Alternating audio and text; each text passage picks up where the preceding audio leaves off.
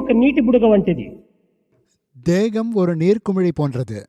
ఏ క్షణములో ఈ యొక్క నీటి బుడగ లీనమవుతున్న నీటి యందు.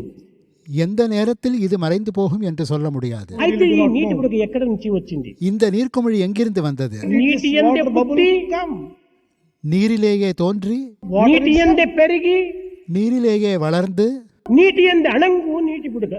நீரிலேயே மறைகிறது இந்த நீர்க்குமிழி.